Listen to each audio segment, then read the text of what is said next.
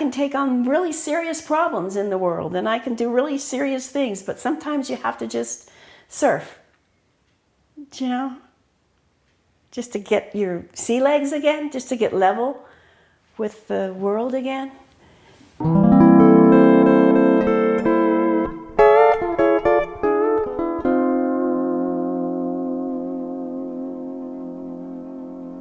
What attracted you to surfing in the beginning? It was before I went to Hawaii. Yeah. It was in Huntington. Yeah. My grandmother lived there, and my grandfather. And my parents, you know, we were really poor.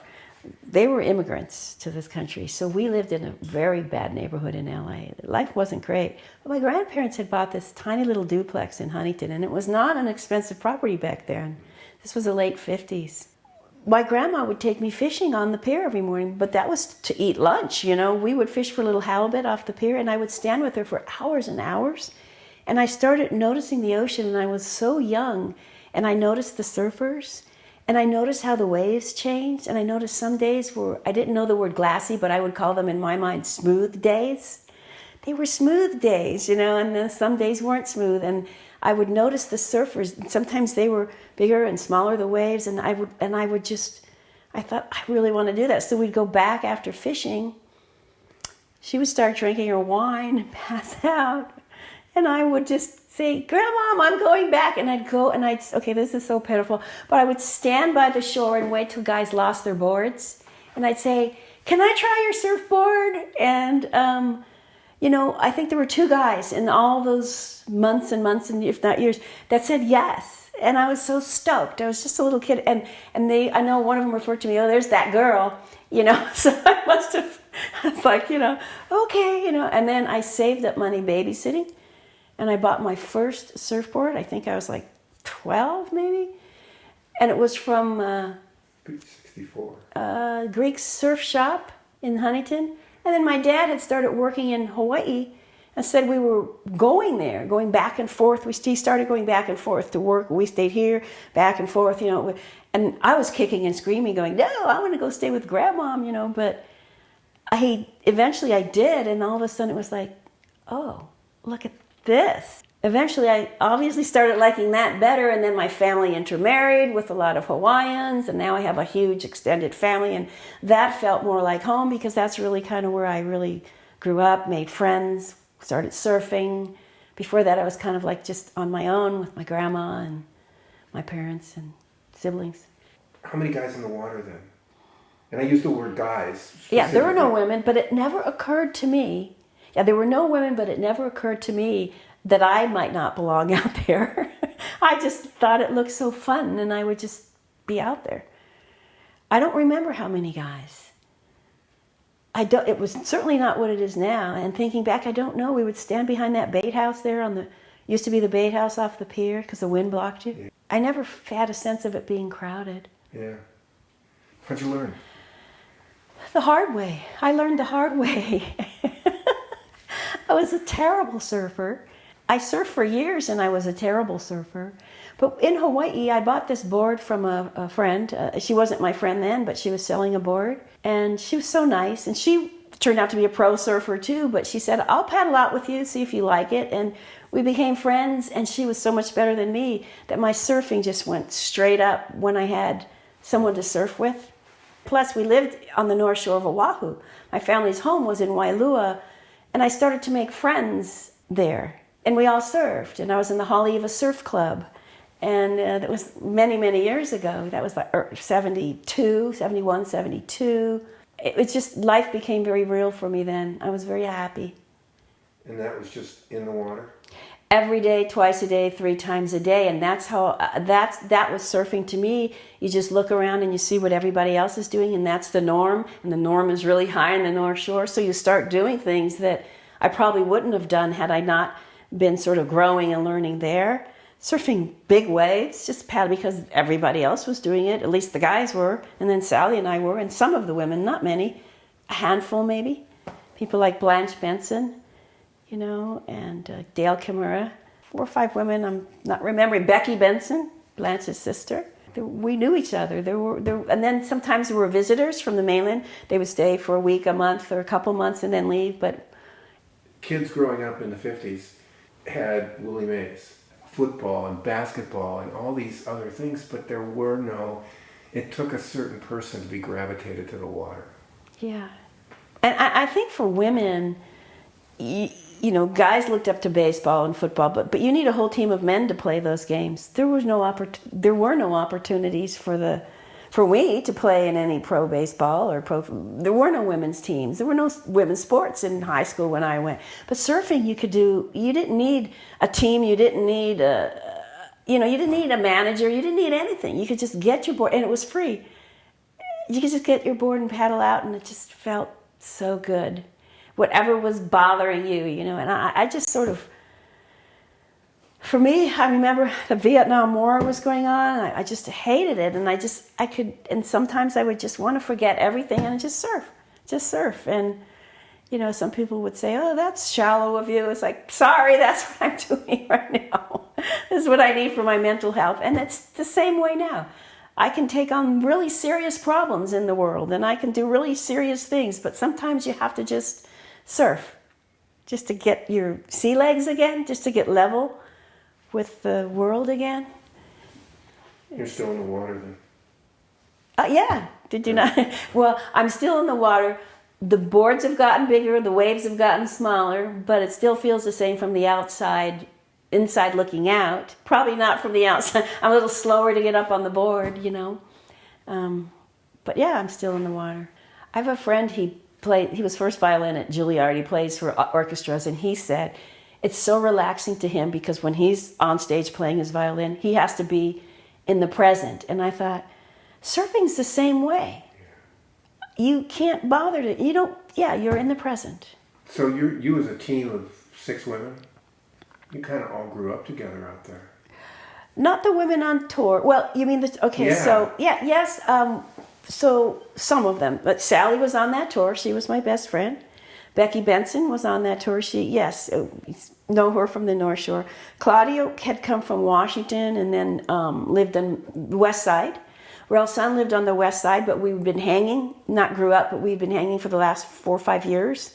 And then Jericho came from California, so we didn't really know her at the time, but we got to know her. So yeah, just 3 of us were on the North Shore.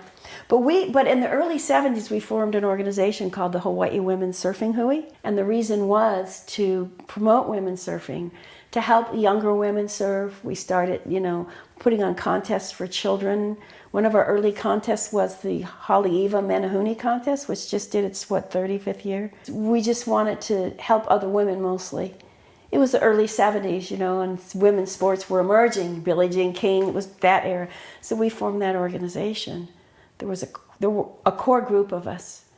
Laola Lake, I don't know if she was an amateur champion. Sally, Linda McCrary, everybody was in that group. Lynn Boyer, myself. I know I'm forgetting people, but we were... Living at home? Jeannie Chesser. Living at home or living communally? No, not communally, but we would meet. Yeah. And with this, and Ralph's son, and we would meet, I don't know how often, but we would meet at the rec center. Oh, it's kind of by Kapahulu, I think. It's in Kapahulu, by the Rainbow Drive-In. So I'd drive into town to meet, and we did a lot of things. We held the women's first expression session in April of '75 at Rocky Point. And then I was the pro competition coordinator. There were no pro contests, but my job was to go see Fred Hemmings and say, Fred, can we make these more opportunities for women, and can we have a qualifying contest for them to get invitations, because it was very arbitrary at the time, and that wasn't Fred's fault. That was like that for the men. It was like, who do we know to invite, because there was no rating system, right? So I went to Fred and said, we want this and that. And he said, who are you? And, what are you doing with thinking you could take care, run my private? And so we became friends after that. But that's the nature of me always pushing Fred and him always going, get out of here. So I did that, and I worked with him a bit. And then when he formed IPS, He asked Randy Rarick to run the men's division and me to run the women's division. And he said to me, well, since you think you know everything about surfing, instead of arguing with me, why don't you just come and work with me? And I said, all right, let's do that. So we're friends even to today, and we still argue. Randy, I'm so close to, and we've always got each other's backs. The women that I surfed with back then, it's like anything they need, they've got it, you know? It's a different relationship than the ones I forged later in life. When they go back to surfing, let me tell you, I don't know how to explain this, but like people would say to me, oh, I know you from CNN, or oh, I know you from that book you wrote in your book. I'd go, oh yeah, that's nice, thank you. And you know, and if they said, I know you from surfing, I'd say, really? Oh, here, sit down. Let's talk all about surfing. You know, let's talk about it. Do you know me? Did I know you? Oh, let's talk. You know, where did you used to surf? What's, you know, it brings out a different part of me that I don't carry on my sleeve. It's just a joy. There's your word, actually. It's a joy. It's a pure joy, even to talk about it. I have my family's home in Hawaii now, so I'm there a lot, except when there's a pandemic. I should be there now. But so really for me, the surfing turns on when I'm home. That's when I feel, that's when I paddle out and I feel centered. I can surf around here, but a lot of times I'll just go, oh, that's all right. I'll just wait. And now because I haven't been home in 4 months, you know, but it turns on when I'm at, of all the places on the North Shore, and there were favorites, all the big name places I surfed, and a lot of my friends turned out to be, you know, some of the top men pro surfers over time, you know. But the best for me is right in front of my house, which is an unknown little place, and paddle out in the neighborhoods out, and the camaraderie and the waves. It's the best thing ever, ever. Money can't buy. Makes me want to be there right now. It's pretty obvious to see. Yeah. I mean, there's places you can go now, but it takes money to travel there. And so what about the people that can't afford that? I wouldn't have been able to at the time. I could barely get my car started if I didn't surf in front of my house and I wanted to go to Laniakea or Sunset or whatever.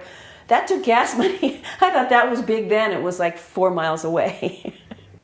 You know, sometimes I've paddled out, like I paddled out at Haleiwa the other day, not the other day, but I mean, I paddled out to Haleiwa the last time I was there. One of the guys said, hey, Patti, I haven't seen you in a while. They don't even know I moved to the mainland in 85, because, wait, was the, about then, early 80s. They didn't even know I left, because I'll go home and I'll paddle out and I don't say, hey, I have a whole new life now. I just keep, you know, surfing, not right in front of my house. They know I've gone, but, you know, other places where I used to surf, I'll paddle out. Hey, Patti, how you been? Yeah, I hung out with the local guys and we were all just friends. And the girls too, the local girls and local guys. So I don't know that I had the same North Shore experience as a lot of people who come from California as established surfers or good surfers and then do a stint on the winter in the North Shore. For me, it was more like I was immersed in the culture as well. It was, I don't know how to explain it. So that's really who I hung out with. And so I'd go surf up the other side too, you know, Rockies and Sunset. And there was a lot of guys from California and the like there. And they were my friends too. But really, it was the local guys from Wailua and Haleiwa that I surfed with the most. Wow. Fished with. Nobody ran in those days, and who wants to run if you can surf? I don't know what else there was really to do. I mean, water in the winter, somebody would have a boat and we'd take it out to Waimea Bay. In the summer, somebody would have a boat and we'd take it out to Waimea and try to water ski on our surfboards. Or, you know, that was before they had wakeboarding. And, you know, whatever we could do in the water, we would do. Go fishing, lay net. We'd take a little dinghy out and catch fish. We'd go, in the summer. And I had a motorcycle, a little Kawasaki 125. I used to ride it in the cane fields when the waves were flat and I didn't feel like driving into town to catch waves in the summer. Okay. Hand to mouth, though. I was living hand to mouth. I have some friends. They saw that movie, was it Blue Crush, where they wake up on a mattress with no sheets and they're right at Pipeline and they go, hey, I hear waves, right? And I went to see the movie with a friend from Los Angeles and she goes, oh, sure, who lives like that? And I was like, me? You know? So, you know, I have a diverse life. Want to talk about equality today? Okay. Took how many? 45 years from you in 1975 to 2020 to get equal, somewhat Pay equal parity, yeah. funding Yeah. on the tour? The more things change, the more they say the same. If I had thought back then that it would take this long to get pay parity, I might have given up, you know. And I think it's come in increments. And I don't know whether the young women today realize just how bad it was, because each generation got a little better. And they thought they had it bad. But, I mean, if you look back to all the way back 45 years or whatever that was, how long was that? 45. If you look back 45 years, they would be shocked at the stuff. I mean, the story I like to tell, because people can't seem to hear this enough, when we got to South Africa for that first pro contest, the contest coordinator said to us, we really didn't have the money for you. We didn't think you'd really show up. But we devised a plan. It was Chapstick.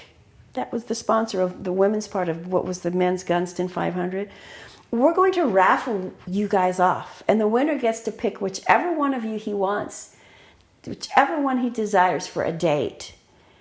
And I said no, absolutely not. So we only got like, I don't remember, I have it written down somewhere. It was just a few $100, you know, for our contest. It was like, maybe it was like total, it was maybe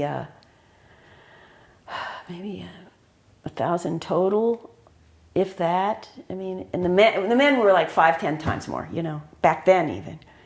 So I mean, and we thought it would be, you know, and we paid the same amount for our boarding pass to get there as the men did, but when we would get there, it was inevitably, you know, not much for us. And the funny thing about that first tour, it was the women who got all the media attention. And I used to say, look, if the whole purpose of sponsorship is to attract media attention, you should be paying us so much more than the men, you know, or at least equal, because we're the ones getting all the newspaper articles and everything else, maybe because they thought we were a freak show, I don't know. But the point is, that argument always failed for some, I don't know. You were ringing the cash register. Well, you were the ones, you were the... On that first tour, we got the most media attention. Is that ringing a cash register? Yeah. Because, I don't know, and the surf companies themselves were always the worst. They never wanted to sponsor women. I'm sorry to call them out, but it's true. The magazines and the surfwear companies. The only women they wanted were buxom babes, you know, and we looked like a pack of female mud wrestlers. We had these big muscles that women didn't have back then. Our lats, our tris, our bis, and, you know, just broad-shouldered women surfers, they have muscles from paddling. And back then, that was not attractive. It's hip now, you know, to have defined muscles, but not then. So we dealt with that, where sponsors would go, I don't know, I think I'd like this slim bunny over here, you know. We'll pretend she's a surfer, you know, so she'll do the ad. Thank you anyway. We saw them, they didn't get by us. These ads didn't slip by us. There was one O'Neill did where a woman was topless and the guy was standing behind her with a surfboard and a wetsuit or something.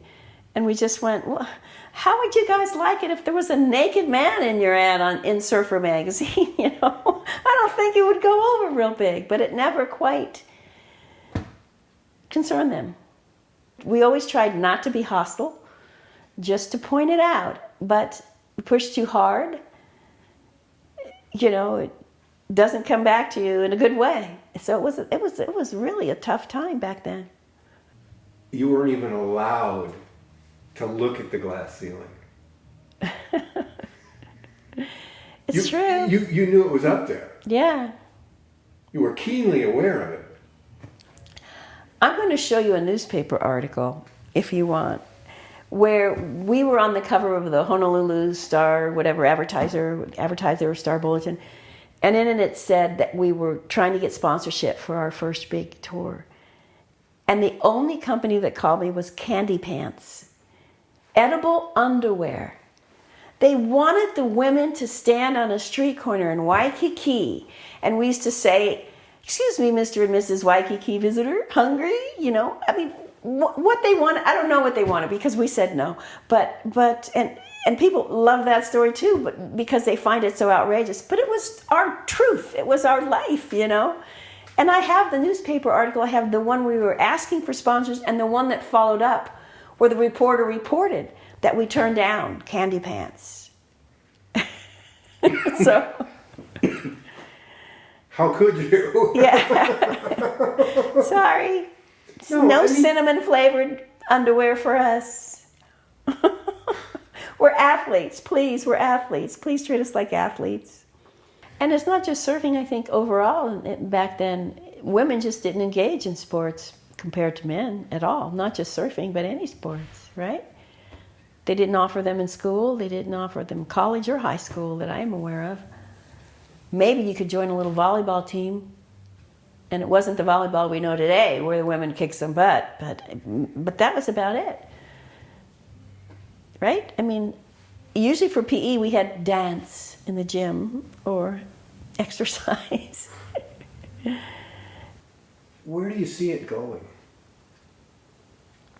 I see it going, you mean surfing or women surfing? Both. But I'd rather see the spiritual side of it, so women surfing. I was more practical than spiritual, but I'll try both. Women surfing, you know, as I've taught law school since 87, part-time, and I have seen classes go through, and usually they're in a clump of like 3 or 4 or 5 years each, you know, kind of as youth have grown up. And this generation, I've noticed more than any other, has expectations that everybody's going to be treated fairly and they don't tolerate any, you know, and so I feel very positive that we're moving in a direction of positivity for women's role in the water in surfing, because each generation, it's little increments, but they don't, you know, and I think we're getting there where this generation just doesn't want people treated unfairly. So I think that women are doing good and better in the water. In terms of going spiritually for women and men, the crowds make me think that the spiritual part is going to get harder and harder, maybe, for people to attain. I hope that's not true. I mean, being in the water is being in the water, which is always great, but I just hope for the next generations to come that they can experience what it is to be surfing a perfect day with just your friends, or even just one friend, and just have that, you know, that feeling. And as the crowds grow, because they are growing, and I can see why, you know, people want peace in life. I hope that they can achieve that spiritual joy that my generation did. How much peace do you suppose is out there in a really crowded lineup and a 3 to 4 foot day? Depends how good the waves are and how long it's been since the last swell, right? Yeah.